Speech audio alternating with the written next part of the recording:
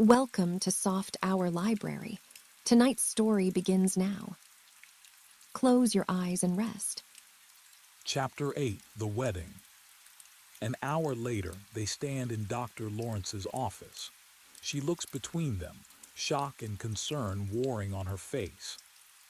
"You want me to do what?" she asks slowly. Romeo's voice is steady. "Marry us."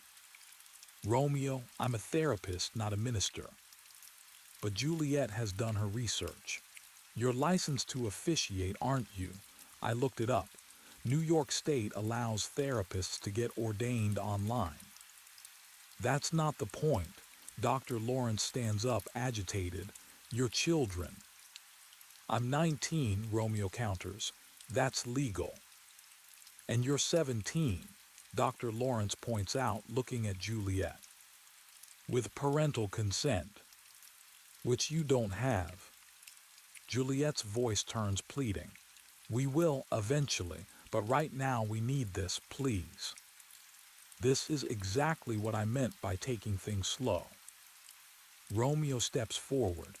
"I know, but sometimes the right thing doesn't feel slow, it feels urgent." Dr. Lawrence shakes her head. "Your families will never forgive me." "They'll never forgive us either," Juliet says. "But maybe, just maybe, if we show them we're serious, they'll see how pointless this feud is. Or it will make things worse." Romeo's voice is quiet but firm. "It can't get much worse. Please, Dr. Lawrence, help us." There's a long pause. Dr. Lawrence looks at these two young people, so certain, so brave, so desperately in love, and she thinks about the years of watching these families destroy each other. Maybe Romeo is right. Maybe healing does start with the next generation. She sighs deeply. "This is against my better judgment. If I do this, you both have to promise me something." "Anything," Juliet says immediately. "You tell your parents soon. No more than a few days. This secret can't last." Romeo nods. "We promise." "And you come to couples counseling, starting next week." "We will." Dr. Lawrence walks to her computer. "God help me, okay, let's do this." She pulls up the efficient script. Romeo and Juliet stand. Together, hands clasped, and suddenly it feels real. Terrifyingly, wonderfully real. Dr. Lawrence's voice is solemn. "Do you, Romeo Montague, take Juliet Capulet to be your lawfully wedded wife?" Romeo doesn't hesitate. "I do." "And do you, Juliet Capulet, take Romeo Montague to be your lawfully wedded husband?" "I do." "Then by the power vested in me by the state of New York, I now pronounce you husband and wife." She pauses. "God help you both." They kiss.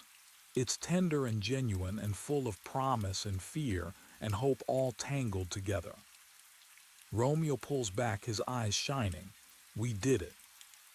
"We really did," Juliet breathes. Dr. Lawrence looks at them seriously. "Now comes the hard part. You have to tell them." "We will," Romeo promises. "Just give us a few days to figure out how." "A few days, that's all I'm giving you." They leave, married and terrified and exhilarated. On the street outside, Juliet starts laughing, half joy, half disbelief. "We're married, we're actually married." Romeo pulls her close. "No regrets." She looks up at him. "Not yet." "Good, because I love you, Juliet Montague." "That's going to take some getting used to."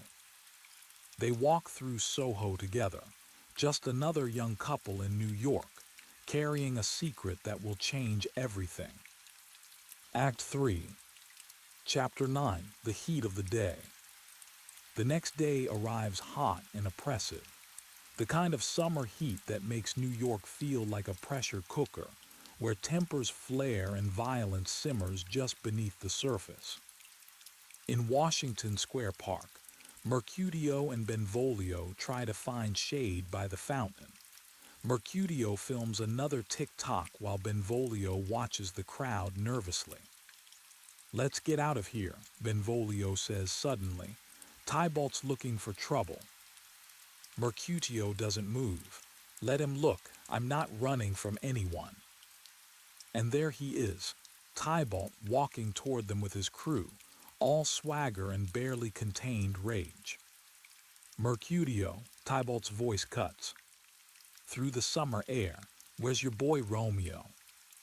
"Not here. What do you want?" "I want to talk to him, about him crashing our party." Mercutio laughs, but there's an edge to it. "It was a party, not a funeral. Relax. A Montague disrespected my family. Your family needs to get over itself." That's when Romeo arrives and everything shifts. Tybalt turns on him immediately. Romeo holds up his hands. "I don't want any problems." "Too bad. You disrespected us by showing up uninvited." Romeo's voice is calm, almost gentle. "You're right, I shouldn't have been there. I apologize." Tybalt scoffs. "An apology, that's it. What else do you want?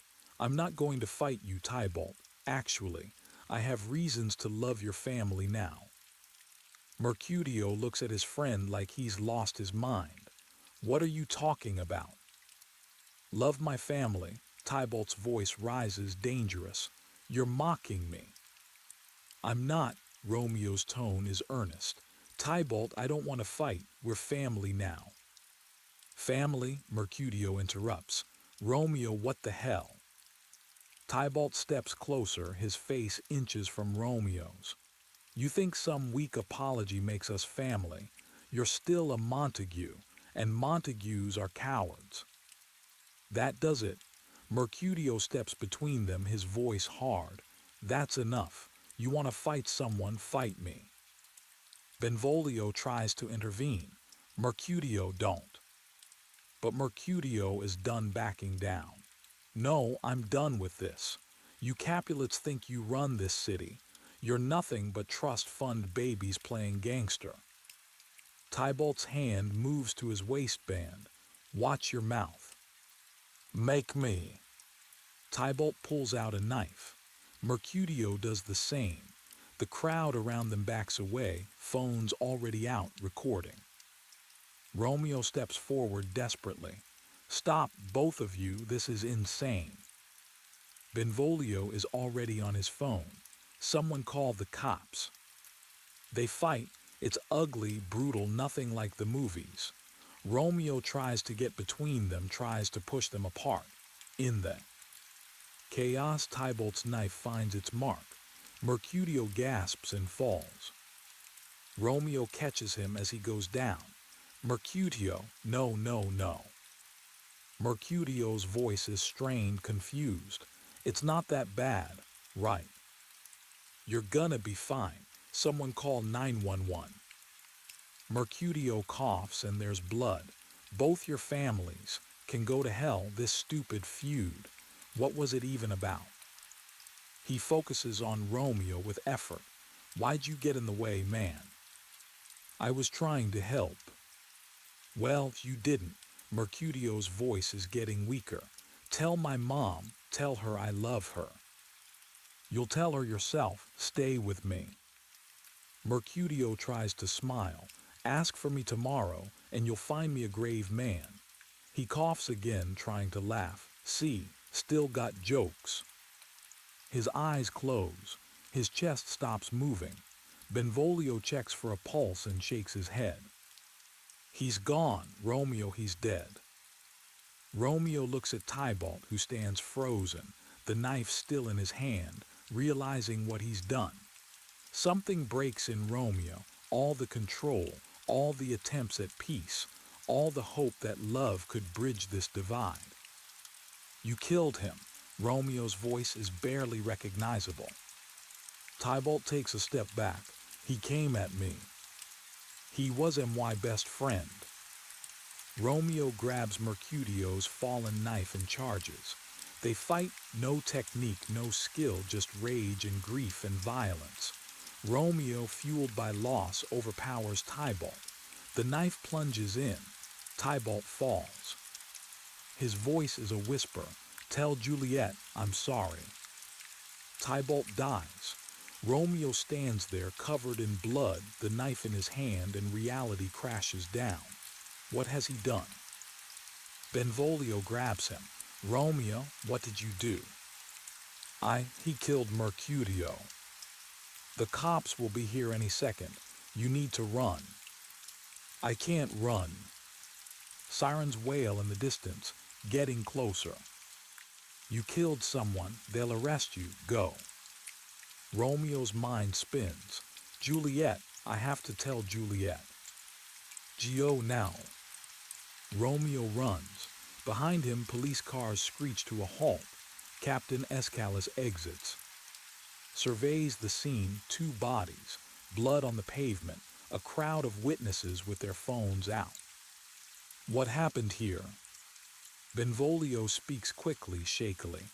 Tybalt Capulet started a fight with Mercutio Washington. Romeo tried to stop them. Tybalt killed Mercutio. Then Romeo killed Tybalt. Escalus closes his eyes briefly. Where's Romeo now? He ran. Escalus turns to his officers. Put out an APB. Romeo Montague is wanted for manslaughter. Victor and Alina Capulet arrive, pushing through the crowd. Alina sees the body and her scream pierces the air.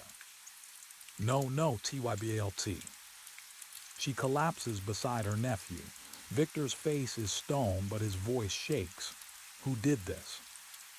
Romeo Montague, Escalus says quietly. Victor's hands clench into fists. That family, I want him arrested. I want justice. He will be, but Tybalt killed someone first. Mercutio Washington is also dead. Alina looks up, mascara running down her face. I don't care. Romeo killed my nephew. I want him locked up forever. Escalus's voice is firm. The law will handle this. Romeo Montague is officially exiled from New York City. If he's found within city limits, he'll be arrested. That's the best I can do. That's not enough. It's what the law allows. I'm sorry for your loss. Escalus walks away, leaving the Capulets to grieve.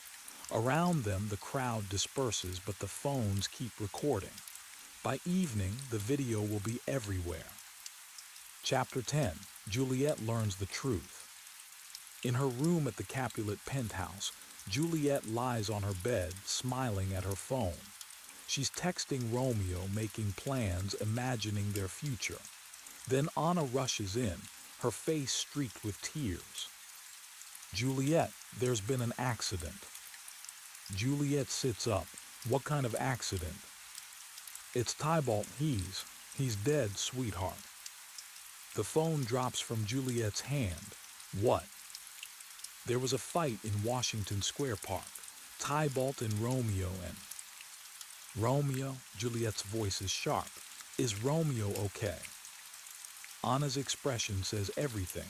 Romeo killed Tybalt. The room spins. No, that's not possible. I'm so sorry. Your parents are at the police station now. Juliet's mind races. Romeo wouldn't, he couldn't. I know this is hard. Get out. Juliet. Get out. Anna leaves, closing the door softly. Juliet sits there, numb, unable to process. Her phone buzzes, a text from Romeo. I'm so sorry, I had to. Please let me explain. Meet me at Dr. Lawrence's office. She stares at the message. Her cousin is dead. Her husband killed him. These 2 facts cannot coexist, and yet they do. Chapter 11. The Confrontation. An hour later in Dr. Lawrence's office, Romeo paces like a caged animal. Dr. Lawrence tries to calm him, but he's beyond reason. Romeo, you need to breathe. I killed him, I killed Tybalt, Juliet's cousin, my wife's cousin. He killed Mercutio first. You were defending your friend. That doesn't matter. Juliet will hate me now. Her family will never. The door opens. Juliet stands there, and the look on her face breaks Romeo's heart. Tell me it's not true, she says quietly. Juliet, tell me you didn't kill Tybalt. Romeo takes a step toward her. He killed Mercutio, right in front of me, my best friend. I tried to stop them, but... So you killed him, her voice rises. You murdered my cousin. I didn't mean to. I was angry, I wasn't thinking. You weren't thinking. Tybalt is dead. I know, and so is Mercutio. They're both gone because of this stupid feud. Don't blame the feud. You made a choice. Romeo's voice breaks. I know what I've done, but Juliet, please, I love you. Juliet is crying now, angry tears that won't stop. My cousin is dead. My family is devastated, and the person responsible is my husband. I'm sorry, I'm so sorry. Sorry doesn't bring him back. Dr. Lawrence interjects gently. Juliet, the police have exiled Romeo from the city. He has to leave. Good, Juliet says, and the word is like a slap. Romeo flinches. Juliet, please. I can't look at you right now. I can't. I need time. We're married. We made vows. Juliet's laugh is bitter. I know what we did, but right now, I don't know if that was the biggest mistake of my life or...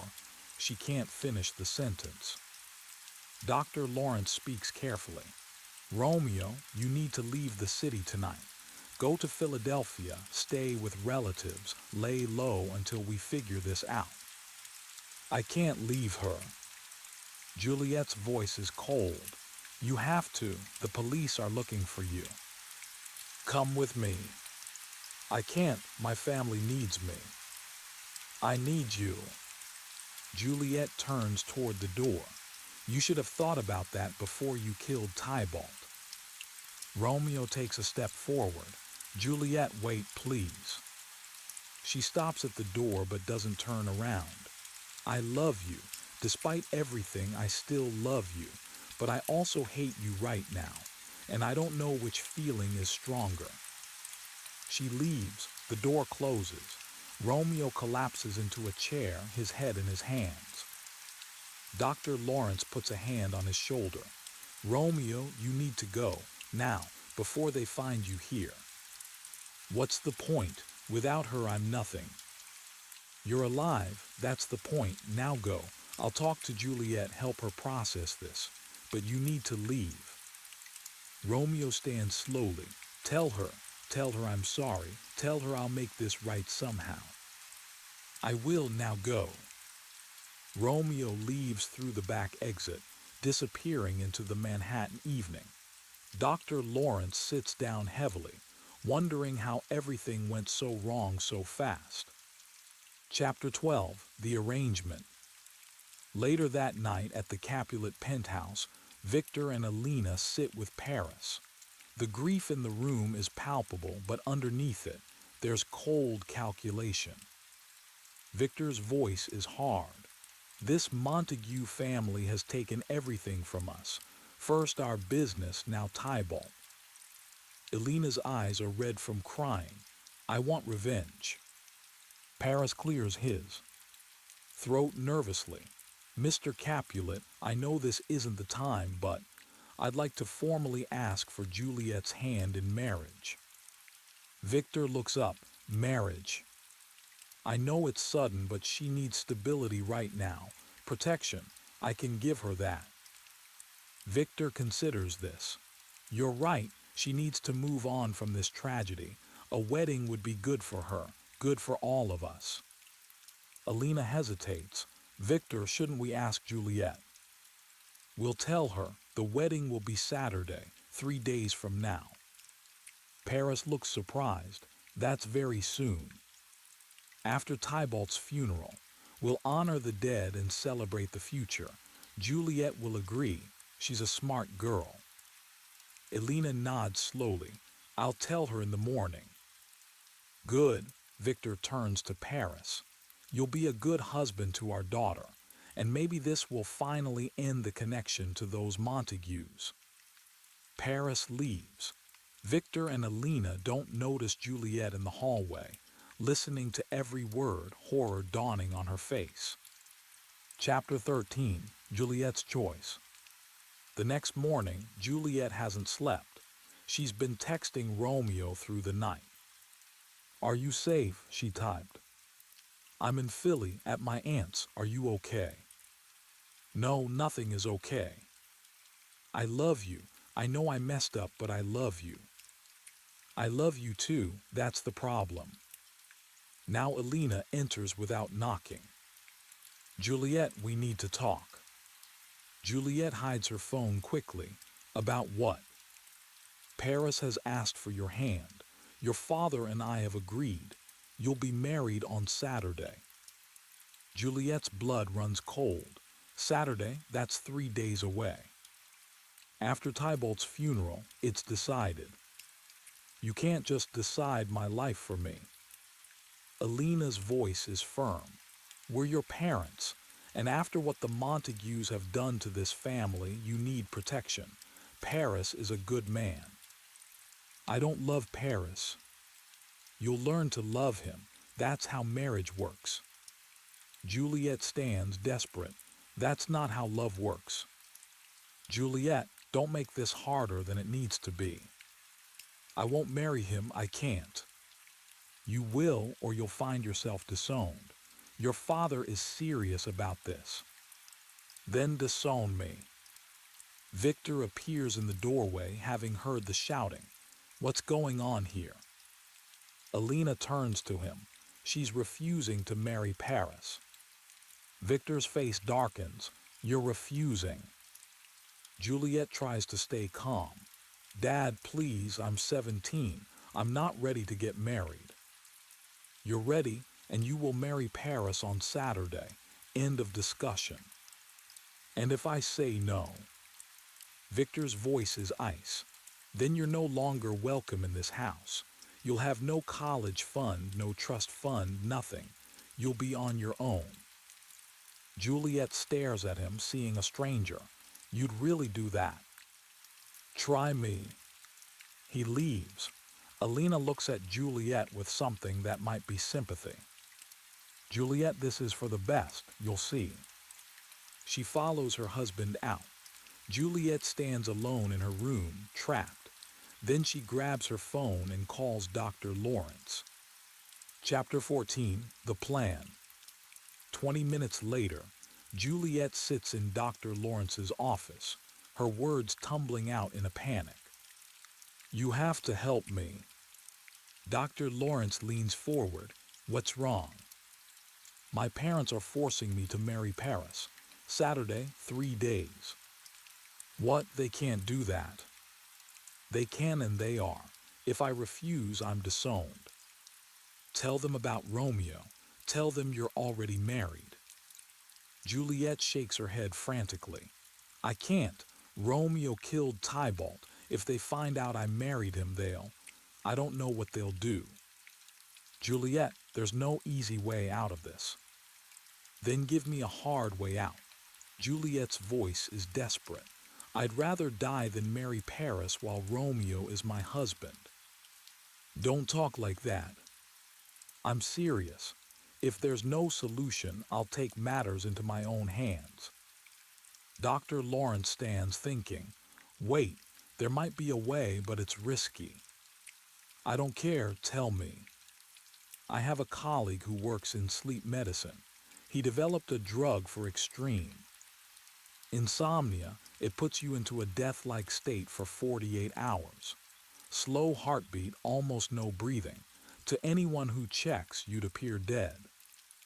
Juliet's eyes widen, so I fake my death. Friday night before the wedding, you take the drug. Your family finds you Saturday morning. They'll think you died in your sleep, probably assume suicide given the circumstances. And then they'll plan a funeral. You'll be taken to a funeral home, but before the burial, you'll wake up. I'll be there to get you out. Then you and Romeo can leave the city together. What about my family? Once you're both safe, you can reach out to them, explain everything. Maybe in time they'll understand. Juliet considers this, and if they don't, then you'll have Romeo and you'll have your freedom. Isn't that what you wanted?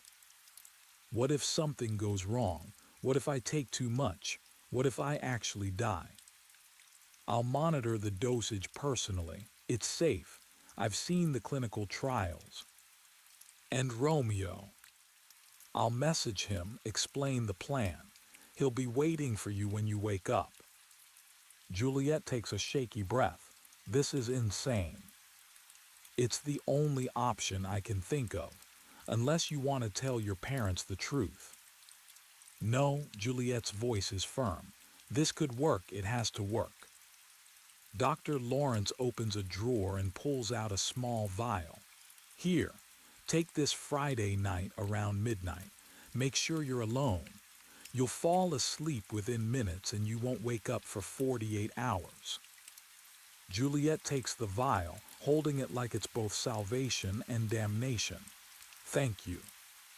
Juliet, be sure about this. Once you take that drug, there's no turning back. I'm sure. I love Romeo, and I won't be forced into a life I don't choose. She leaves, the vial in her pocket, a plan in her mind, and no idea how catastrophically wrong it will all go. Act 4, Chapter 15, The Last Night. Friday night arrives. Tybalt's funeral was earlier that day, somber. Painful, filled with grief and rage. Now the house is quiet. Tomorrow is supposed to be Juliet's wedding day. In her room, Juliet holds the vial. Anna knocks and enters. Juliet, can I come in? Yes. Anna sits on the bed. How are you holding up? I'm fine. Tomorrow's a big day, your wedding day. Yeah. Anna takes Juliet's hand. Juliet, I know this isn't ideal, but Paris is a good man. He'll take care of you. I know. Your mother wants to go over the schedule in the morning. The ceremony's at noon, reception at 3. Okay. Anna looks at her carefully. Get some sleep, sweetheart. Everything will be better tomorrow. She leaves and Juliet locks the door behind her. She sits on her bed and opens her phone, recording a voice memo, just in case. Mom, Dad, if you're hearing this, it means something went wrong. I need you to know that I didn't do this to hurt you. I did it because I couldn't live a lie. Her voice trembles. Romeo and I got married 3 days ago. I know that seems impossible, crazy even, but it's true. We're husband and wife. And I know he killed Tybalt, and I know you'll never forgive him for that. But I also know that Tybalt killed Mercutio first, and this whole tragedy happened because of a feud that neither Romeo nor I started. She wipes tears from her face. I'm not asking you to understand. I'm just asking you to know that I made my own choice. For once in my life, I chose something for myself. And if this works, Romeo and I will be together. And if it doesn't, then at least I tried. I love you. I'm sorry. She saves the memo, takes a deep breath, opens the vial, her hand shakes. What if Dr. Lawrence is wrong? What if I never wake up? What if Romeo doesn't get the message? She sits there for a long moment, the vial in her hand, her future balanced on this single choice. Then she thinks of Paris, of a wedding she doesn't want, of a life she didn't choose. No, this is the only way. She drinks the contents of the vial. It tastes bitter, chemical. She lies down on her bed, phone still in her hand. Romeo, I'm coming, she whispers. Within minutes, her eyes close, her breathing slows. To anyone who looked, she would appear dead. And in the morning, that's exactly what they'll think. Chapter 16, The Morning After. Saturday morning, Anna comes to wake Juliet, humming a cheerful tune. Juliet, rise and shine, it's your wedding day. She opens the door, sees Juliet lying still on the bed. Juliet, come on, sweetheart, we've got a lot to do. She approaches, shakes Juliet's shoulder. No response. Juliet. Anna shakes harder. Still nothing. She checks for a pulse, her fingers pressing against Juliet's neck. Her scream splits the morning air. Help, someone help. Juliet's not breathing. Victor and Alina rush in, still in their robes. Victor reaches Juliet first, checking for signs of life. No pulse, she's gone. Alina's knees buckle. She collapses beside the bed, grabbing Juliet's hand. No, not my baby, not Juliet. The house erupts into chaos. Paramedics arrive within 10 minutes, but it's clear there's nothing they can do. They confirm what the family already knows. Juliet is dead. Paris arrives for the wedding and finds a house of mourning instead. What's happened? Victor's voice is hollow. She's dead. Juliet's dead. How? Alina's face is a mask of grief and rage. We don't know, she must have taken something. First Tybalt, now her. The Montagues have destroyed our family. Dr. Lawrence arrives, playing her part perfectly. I heard the news. I'm so sorry. Alina looks up, mascara running down her face. She killed herself because of that Montague boy. Dr. Lawrence keeps her voice steady. We don't know that. It could have been anything. A paramedic speaks quietly to Victor. Where would you like the body taken? Morrison Funeral Home. They'll prepare her. For burial. Dr. Lawrence steps forward. I'll accompany her. I knew Juliet well. It's the least I can do. They take Juliet's body, placing her gently on a stretcher. Dr. Lawrence follows, hiding the relief that the plan is working. Now she just needs to get Romeo's message through, and everything will be fine. Everything will be fine. Chapter 17, The Message That Never Arrived. In Philadelphia, Romeo has been checking his phone obsessively. No message from Dr. Lawrence. He tries calling straight to voicemail. He tries texting, no response. Balthazar, his cousin, enters the room. Romeo, I just saw the news. Romeo barely looks up. What news? It's all over social media. Juliet Capulet is dead. The phone drops from Romeo's hand, clattering on the floor. What? They found her this morning. No one knows how, but she's gone. Romeo's world tilts. No, that's impossible. I'm sorry, man, I know you two were close.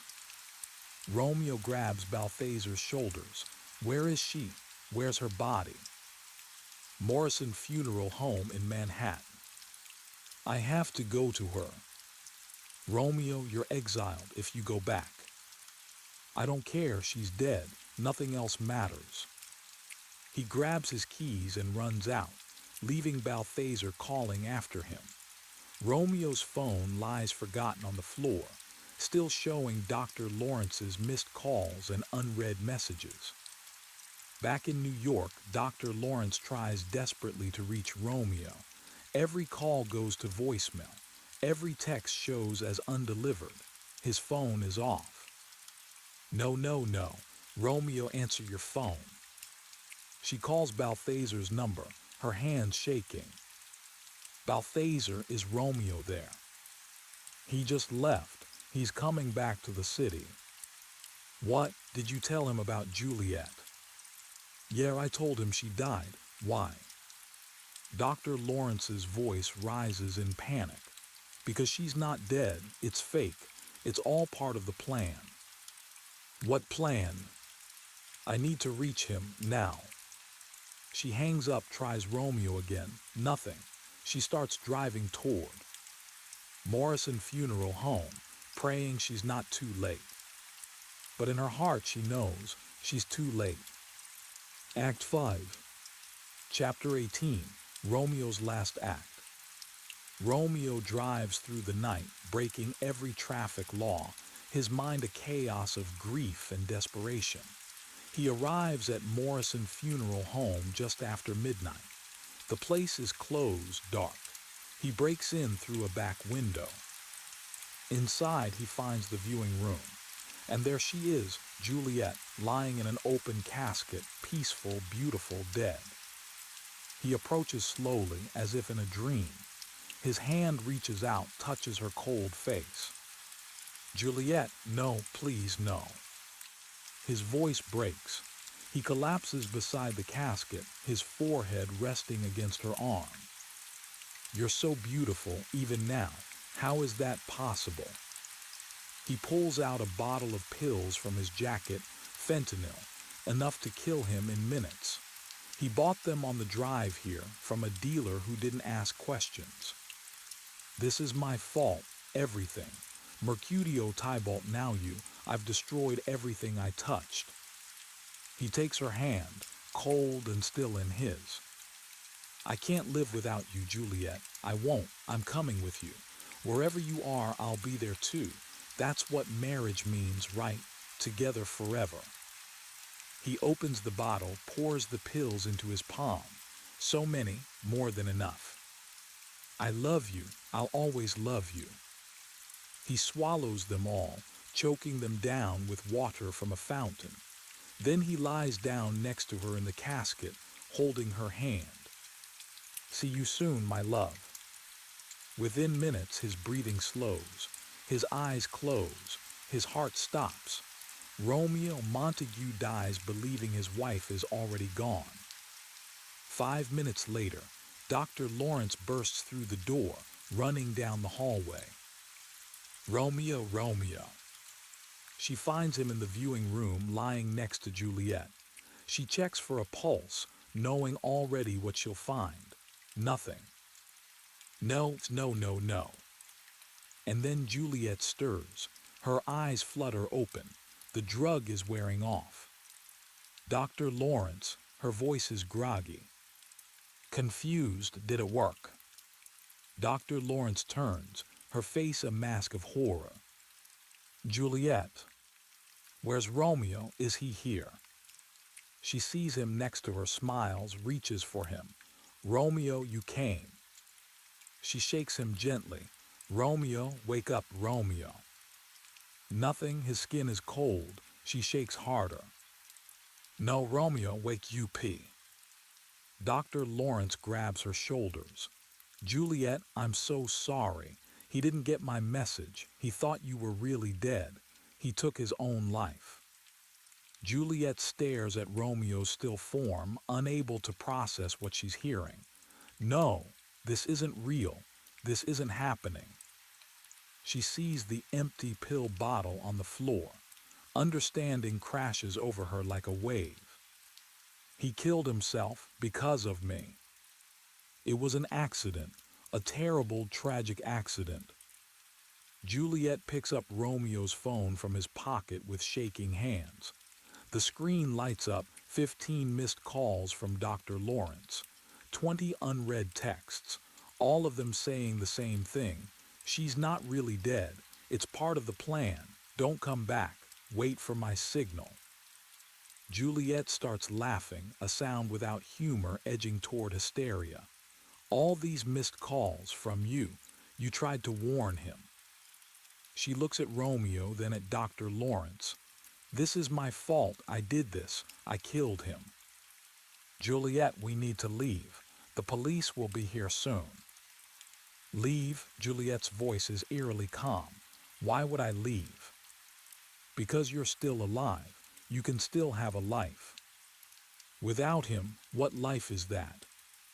She sees Romeo's jacket, reaches into the pocket. There's a syringe, He'd brought backup, just in case the pills didn't work fast enough. He brought extra, just in case. Dr. Lawrence lunges forward. Juliet don't. But Juliet is faster. I was supposed to wake up in his arms. We were supposed to run away together, start a new life. That was the plan. We can still figure this out. There's nothing to figure out. Juliet holds the syringe, looking at it almost curiously. He's gone, and I won't live without him. She injects it into her arm before Dr. Lawrence can stop her. I'm sorry, tell my parents. Tell them I loved them, but I loved him more. She lies down next to Romeo, taking his hand one last time. Together forever. Her eyes close. Her breathing stops. Juliet Capulet dies holding her husband's hand, their wedding rings catching the dim light. Dr. Lawrence collapses, sobbing. Police sirens approach in the distance. And on the floor between two caskets, two phones light up with unread messages that came too late. Epilogue. Chapter 19, The Reckoning. 2 weeks later, Manhattan Criminal Courthouse. The press room is packed. Reporters, cameras, families, city officials. Captain Escalus stands at the podium, flanked by Victor and Elena Capulet on one side, Alexander and Sophia Montague on the other. Dr. Lawrence sits off to the side, looking 10 years older than she did 2 weeks ago. Escalus begins, his voice heavy with exhaustion and grief. 2 weeks ago, this city lost 2 young people, Romeo Montague and Juliet Capulet. The investigation has concluded, and I'm here to share what we found. He pauses, and the room goes silent. Romeo and Juliet were married. 3 days before Romeo's exile, they were wed in secret by Dr. Sarah Lawrence, who stands here today. Gasps ripple through the crowd. Victor and Elena turn to stare at Dr. Lawrence in shock. Alexander closes his eyes. Sophia starts to cry. When Juliet was forced into an arranged marriage with another man, she and Dr. Lawrence devised a plan. Juliet would fake her death using a powerful sedative. Romeo would be notified, and they would leave the city together. Aeschylus's voice tightens, but the message never reached Romeo. He believed Juliet had actually died. In his grief, he took his own life. When Juliet woke and found him dead, she did the same. Elena makes a sound like she's been punched. Victor reaches for her hand. This tragedy was not inevitable. Aeschylus continues, his eyes moving between the two families. It was the result of a family feud that spiraled out of control.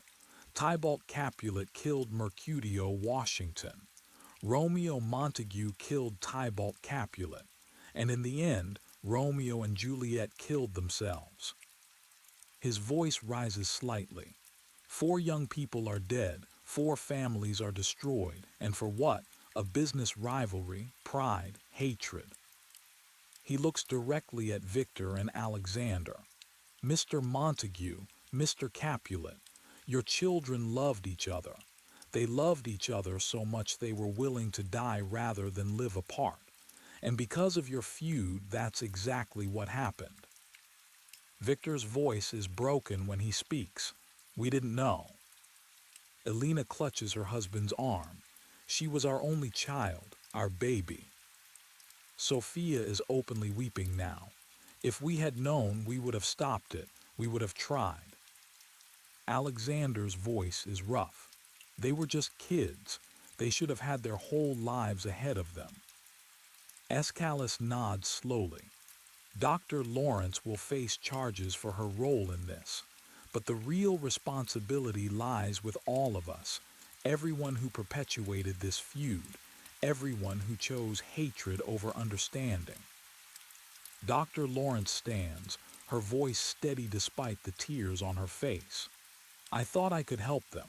I thought if they married, if they ran away together, Maybe it would force both families to confront the stupidity of their feud.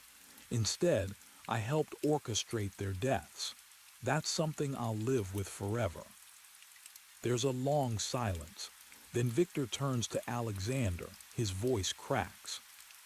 I don't even remember how this started, do you? Alexander shakes his head. A business deal gone wrong 10 years ago. We were friends before that. And now our children are dead. Another pause, heavy with grief and regret. Then Victor extends his hand. Alexander looks at it for a moment, then takes it. They shake, two fathers who lost everything because of pride. Elena and Sophia embrace, both crying, holding each other up.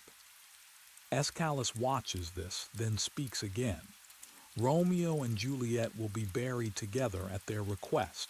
Their funeral will be held this Saturday at Riverside Church. Both families have agreed to attend, together. He looks out at the cameras, at the reporters, at the city watching. For never was a story of more woe than this of Juliet and her Romeo. Chapter 20, The Funeral. Saturday arrives gray and cold, as if the city itself is mourning. Riverside Church stands magnificent and somber on the Upper West Side. Inside, the pews are full. Family, friends, classmates, business associates, and hundreds of people who never knew Romeo and Juliet but feel their loss nonetheless. At the front of the church sits a single casket, larger than usual.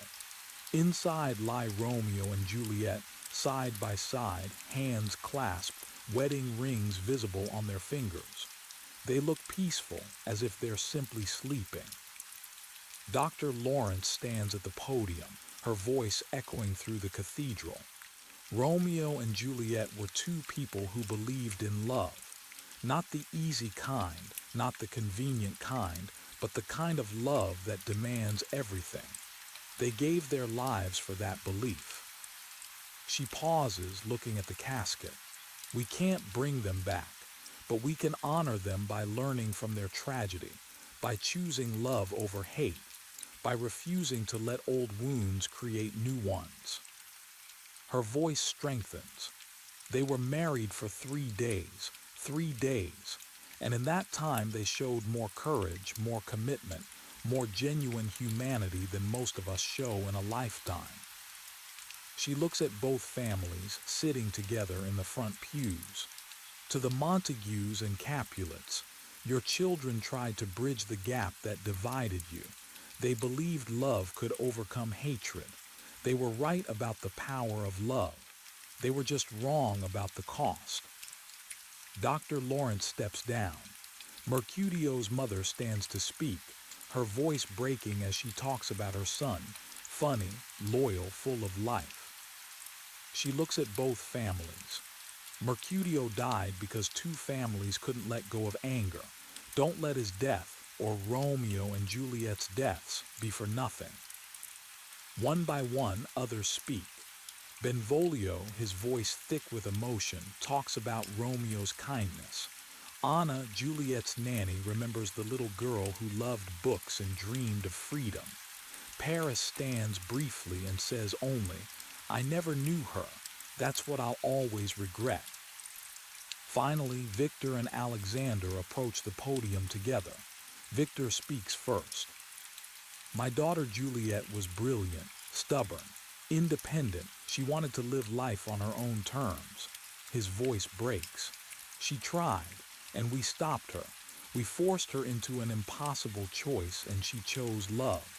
She chose Romeo, and I will spend the rest of my life wishing I had supported that choice instead of fighting it. Alexander puts a hand on Victor's shoulder, then speaks. Romeo was a romantic, a dreamer. He felt everything deeply, joy, pain, love. He met Juliet and knew immediately that she was his future. And instead of celebrating that, instead of helping them, we made them into enemies. We made their love impossible, and they chose death over a life without each other. His voice firms. Victor and I have decided to merge our companies. Montague Digital and Capulet Systems will become one Montague Capulet Technologies, not to profit from our children's deaths, but to honor them, to prove that what divided us was never worth dividing over. Alina stands, joining them. We're also establishing the Romeo and Juliet Foundation. It will provide counseling for young people, support for those caught between family expectations and personal desires, and education about conflict resolution. We couldn't save our children, but maybe we can save someone else's. The service ends. The families stand together as the casket is carried out. Outside, despite the cold, hundreds of people line the streets, young people, mostly teenagers and 20-somethings who see themselves in Romeo and Juliet's story. They hold candles, they hold signs. Love wins, end the hate, remember them. As the hearse pulls away, heading to the cemetery where Romeo and Juliet will be buried together, Dr. Lawrence stands on the church steps. A reporter approaches her. "Dr. Lawrence, do you regret helping them?" She's quiet for a long moment. "I regret that they felt they needed help. I regret that two young people who loved each other couldn't simply be together. I regret that a message didn't get through, and that regret will haunt me forever. But do I regret trying to help them find happiness? No. I only regret that I failed." Chapter 21. 1 year later. A year passes. The cemetery in Queens, where Romeo and Juliet are buried, has become something of a pilgrimage site. Their shared gravestone is simple. Romeo Montague and Juliet Capulet Montague together in life. Together in death, may their love inspire peace. Today, on the anniversary of their deaths, both families gather here together. Victor and Alexander stand side by side, as they do now at the office they share. Alina and Sophia have become close friends, united in their grief and their determination to honor their children. Benvolio is there, now working at Montague Capulet Technologies in the Community Outreach Division. Mercutio's mother attends, along with dozens of others whose lives were touched by the tragedy. A new arrival catches everyone's attention. A young couple, maybe 19 or 20, holding hands nervously. They approach Victor and Alina. "Mr. and Mrs. Capulet, I'm James. This is my boyfriend Marcus. We wanted to thank you." Victor looks confused. "Thank us." Marcus speaks, his voice shaking slightly. "My family didn't accept me when I came out. His family didn't accept us being together. We were going to run away, maybe do something stupid. But then we heard about the foundation. We called the hotline. They helped us. They mediated with our families. They saved us." James nods. "We're getting married next month. Both our families are coming. If it wasn't for Romeo and Juliet, for what you built in their memory, we might not be here." Alina embraces them both, tears streaming down her face. "Thank you for telling us. This is what they would have wanted." After the ceremony, as people begin to leave, Dr. Lawrence approaches the grave alone. She kneels, placing a single white rose. "I'm so sorry," she whispers. "Every day I think about what I could have done differently. What if I'd gone to Romeo in person? What if I'd been more insistent?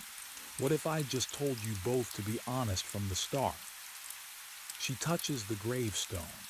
"But I also think about what you did accomplish. Your families are at peace. The foundation has helped over 1,000 young people this year.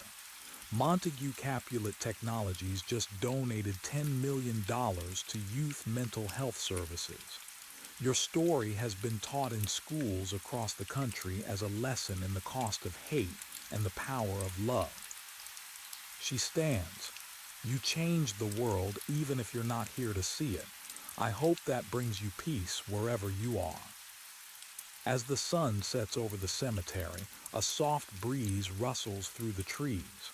And if you look at the grave just right in the fading light, you can almost see two young people holding hands, finally at peace.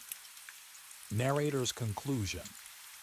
And so our story ends, as all tragedies must, with death and grief and lessons learned too late, but also with hope, because Romeo and Juliet, in their brief time together, proved something essential, that love is stronger than hate, even when hate wins in the end. Their families learned what hatred costs. Their city learned that old feuds poison the future.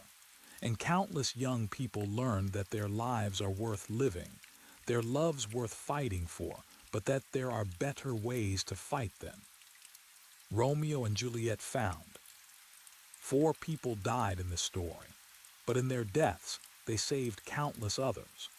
The Romeo and Juliet Foundation answers 50 calls a day from teenagers in crisis. Montague Capulet Technologies has become a model for corporate reconciliation. And every year, on the anniversary of their deaths, people gather to remember 2 kids who loved each other when they weren't supposed to. For never was a story of more woe than this of Juliet and her Romeo. But from that woe came wisdom. From that tragedy came change. And from that ending came new beginnings. In New York City in 2025, 2 young people fell in love across enemy lines. They married in secret. They died together. And in dying, they taught the world how to live. This is their story. May we learn from it. May we honor them. And may we never forget the price of hatred or the power of love. The end. Author's note. This adaptation was inspired by William Shakespeare's Romeo and Juliet, written between 1591 and 1595. The themes remain timeless: family conflict, young love, the tragedy of miscommunication, and the terrible cost of feuds that outlive their original causes. In our modern world, we still see families divided by politics, religion, ethnicity, and pride. We still see young people caught between loyalty to their families and their own hearts. And we still see how easily miscommunication, a missed text, an undelivered message, a misunderstanding can lead to tragedy. This story is dedicated to anyone who has ever loved someone they weren't supposed to love. May you find a better ending than Romeo and Juliet did. And to the families who wage wars, whether corporate, political, or personal, your children are watching. Your children are paying the price. Stop fighting before it's too late. In memory of all those who have died, because of hatred, prejudice, and the failure of adults to protect their children.